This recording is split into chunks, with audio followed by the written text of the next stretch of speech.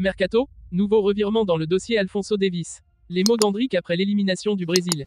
La déclaration polémique de Kroos sur l'immigration en Allemagne.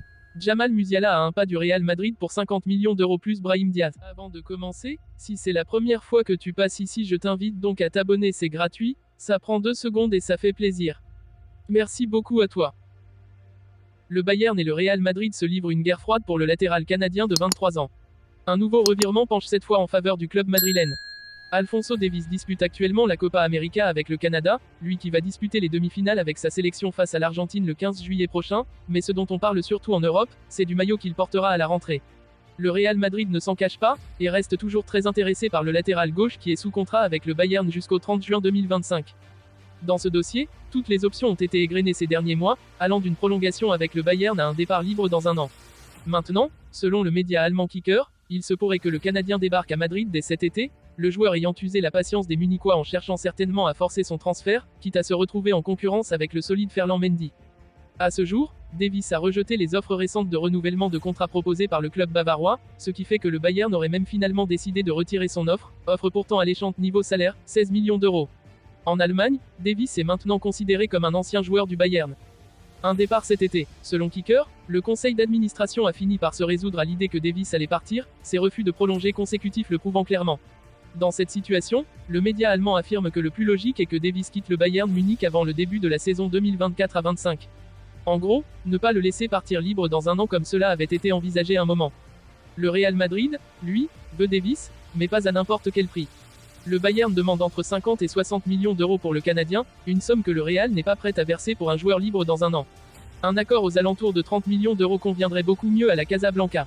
Le bras de fer entre les deux clubs risque donc de se poursuivre tout l'été, lors d'une partie d'échecs que le président Florentino Pérez ne maîtrise que trop bien, et ça, les Bavarois le savent aussi. L'attaquant brésilien a évoqué son avenir après l'élimination de la Copa América face à l'Uruguay. Après l'élimination du Brésil de la Copa América, Hendrick a déclaré qu'il pensait maintenant au Real Madrid. Jusqu'à présent, l'attaquant avait évité toute question sur son nouveau club, mais la défaite de la Canarinha face à l'Uruguay change tout. Hendrick prendra quelques jours de vacances avant de faire ses débuts avec le Real Madrid. Les Madrilènes reprendront l'entraînement le 15 juillet avant de partir en tournée aux États-Unis. Ma tête est maintenant au Real. Oui, c'est le moment de penser au Real Madrid. Mais c'est difficile de parler parce que malheureusement aujourd'hui une chose horrible s'est produite avec cette élimination. Ma tête est maintenant au Real Madrid, a déclaré l'attaquant en zone mixte. Par ailleurs, le jeune attaquant a fait l'éloge de l'un de ses futurs coéquipiers au Real Madrid, celui qu'il a éliminé au tir au but de la Copa, Fede Valverde. Fede est un grand joueur. C'est un phénomène pour moi, une personne qui donne tout pour son équipe et pour son équipe nationale. Je suis reconnaissant d'avoir joué contre lui aujourd'hui. Concentration avec le Brésil, ça a été des jours de travail acharné. Une chaleur bizarre. Nous nous sommes entraînés l'après-midi dans des conditions très chaudes. J'ai travaillé dur pour avoir une chance avec le Brésil, comme je l'ai dit il y a quelques jours. J'attendais mon heure. Dieu et Dorival m'ont donné l'opportunité de faire mes débuts en tant que titulaire. Malheureusement, nous avons perdu. Nouveaux objectifs pour le Brésil, nous devons travailler à partir de la base. Nous n'avons disputé que 8 matchs. Nous savons que nous pouvons donner plus, mais nous sommes en train de nous améliorer. Nous avons une nouvelle génération. Mais, comme je l'ai dit, j'espère que les supporters resteront avec nous lors des prochains matchs de qualification. Je sais que c'est très difficile après un tel moment. C'est difficile de voir notre pays tomber en quart de finale, mais j'espère que les supporters seront avec nous. À peine retraité après une immense carrière de joueur professionnel, Toni Kroos a déclenché une polémique sur un sujet de société.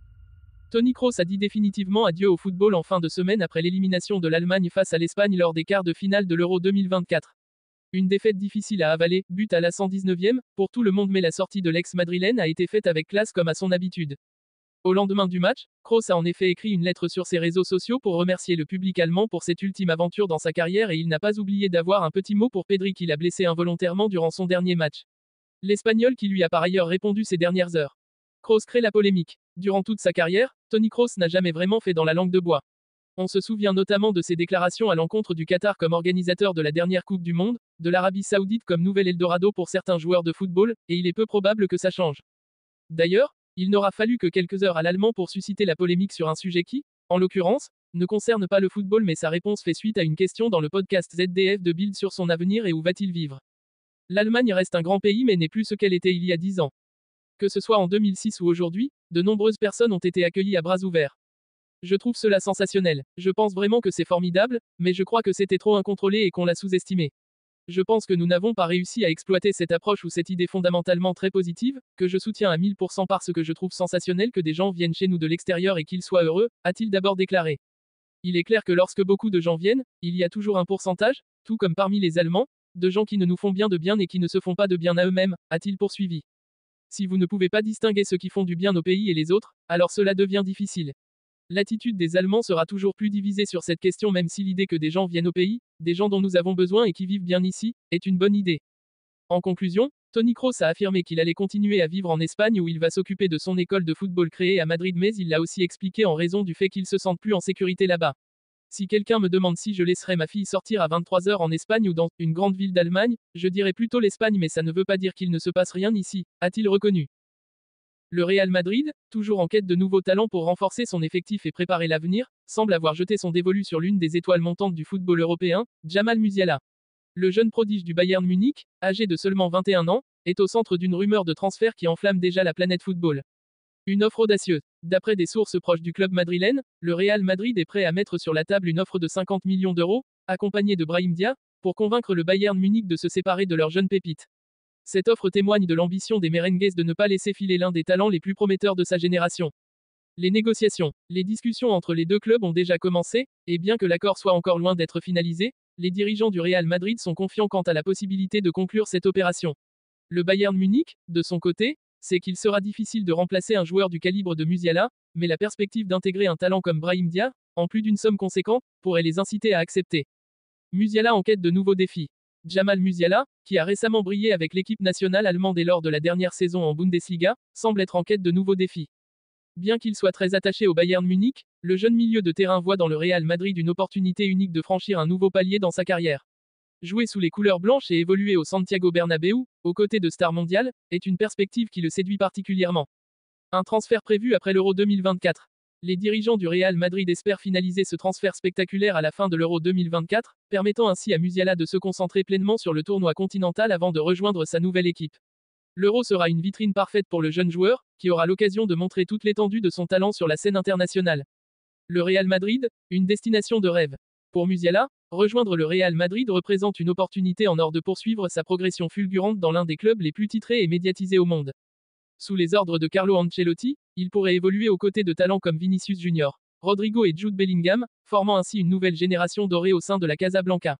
Cette perspective d'intégration dans une équipe jeune et dynamique est particulièrement alléchante pour le jeune Allemand. Les défis de l'accord. Cependant, ce transfert dépendra de nombreux facteurs. L'acceptation de Brahim Diaz de retourner en Bundesliga sera cruciale pour la réussite de l'opération. De plus, la capacité des deux clubs à s'entendre sur les termes financiers de l'accord sera déterminante. Le Bayern Munich pourrait également chercher à maximiser le montant de la transaction ou à inclure d'autres clauses avantageuses. En outre, la concurrence pour s'attacher les services de Musiala est rude, plusieurs autres géants européens étant également sur les rangs.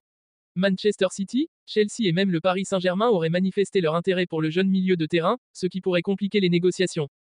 Un avenir incertain mais prometteur. Les prochains mois seront cruciaux pour déterminer l'avenir de Jamal Musiala. Les fans du Real Madrid et du Bayern Munich suivront de près l'évolution de cette affaire, qui pourrait bien être l'un des transferts les plus retentissants de l'été 2024. En attendant, le jeune prodige continue de se concentrer sur ses performances et sur l'Euro, où il espère briller et aider l'Allemagne à triompher.